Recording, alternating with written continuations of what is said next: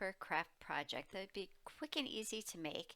It's a layered heart and it's got two little holes so you could slide a pencil or a sucker through here for a little giveaway treat. This would be great for Valentine's Day or any other holiday or for a birthday party. So we're going to start off by going to images, and I am going to go find a heart. So now that I've found the heart that I want to use, it also shows the image number up here. If you want to just write down this number and type that in, make sure to include the little hashtag there. I'm going to select on the image. When I select it, it turns green around the border. That's how I know I have that selected. I also get a little preview down here. So I'm going to go add to canvas. And now it's going to load it into my Cricut Design Space canvas so I can start working with it. I decided to make this project 3 inches wide. So I'm going to go up here to the size and just change the width to 3. And because these two layers are grouped together right now, it resized everything together. Okay, so this is our goal right here is what we're making. So I'm going to turn that off so we're just focusing on what we're working with. So now to get those little holes in there, I'm going to use a shape. So I'm going to go to shapes and let's grab a circle. I just want it to be a little hole because I'm just going to slide a sucker or lollipop stick through it. So I'm just going to make it 1/4 of an inch big. Now I need a second one of these. I'm going to use the duplicate button up here. Duplicate is like copy paste in all one move. So now I have 2. Okay, so I am just going to place these on top of this heart. I am not being exact or anything about this. It's just random, spaced apart so that I can weave something through there. Okay, so here's the big trick for how to use Slice in Cricut Design Space. You can only have 2 things selected. So this is where most people go wrong is they say, I want to slice these 2 circles out. So they select everything and, oh, why won't my slice turn on? Well, let's go over here to the layers panel. We have 1, 2, 3, 4 things selected. So it's not going to work. We can only have 2 things selected. Here's what I like to do. Let's start with the light pink layer first. So the bright pink layer, you see this little eyeball over here? That allows me to turn on and off different layers. So if I click that, I turned it off. So now I can just focus on this pink one, the lighter pink, sorry. So I'm going to click on that lighter pink one, but I'm going to do it over here in the layers panel. Now on my keyboard, my computer keyboard, I'm holding down the shift key. I know you can't see it. It's off screen, but trust me, I'm pressing down on the shift key. Now I'm going to go up here and click on this basic cut circle.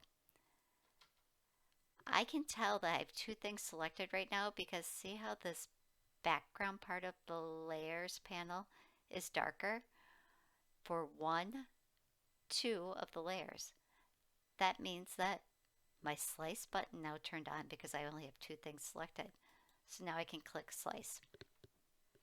And it's going to slice it out, and it actually makes an additional circle because think of it like if you're using a hole punch that you hold in your hand. When you punch out of the pink heart, a little pink circle would fall through and come out, correct? That's what this guy is. Don't worry, we'll delete them later. It'll be fine. Okay, so now I'm going to select this heart, hold the shift key, and slice.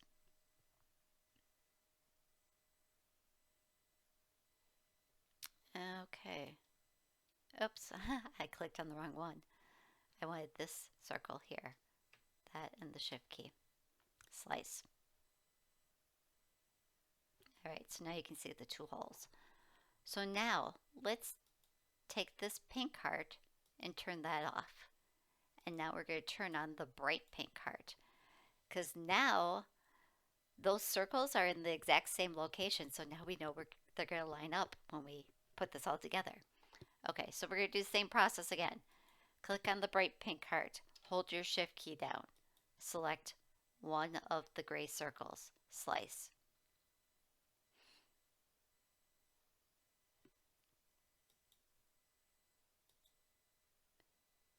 Select the pink heart, shift key down, select the second circle and slice. Oops, I clicked the wrong one. Nope, I did it right. Okay. So now you can see we have a whole bunch of circles. I do not want to move this heart because I want to keep my hearts layered on top of each other. So what I'm going to do is turn off this heart. So now if I'm looking at these little eyeball things, the hearts are turned off, the circles are all turned on. So now if I select everything on the screen and go delete, it got rid of all the circles but left the hearts. So now I can turn the first one on, and there's the bright pink, and those line up perfectly.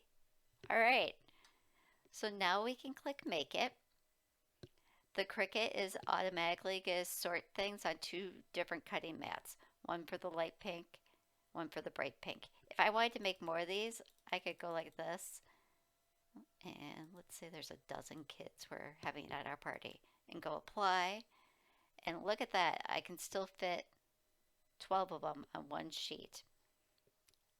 And then I would hit Continue, which would then connect me to my Cricut machine, and I would cut out the cardstock. I'm skipping videotaping the cardstock being cut out. I'm going to come back in and show you how I put this project together. Now I can show you how to assemble this project and put everything together. You can see the light pink part is cut out here. I'm just going to peel back the excess cardstock and then use my Cricut spatula tool to kind of get underneath the edge of that cut and pop it off. Boom, perfect. Okay, I'm just going to do one at a time, because if I take all of these off, it's going to be a boring video for you to watch.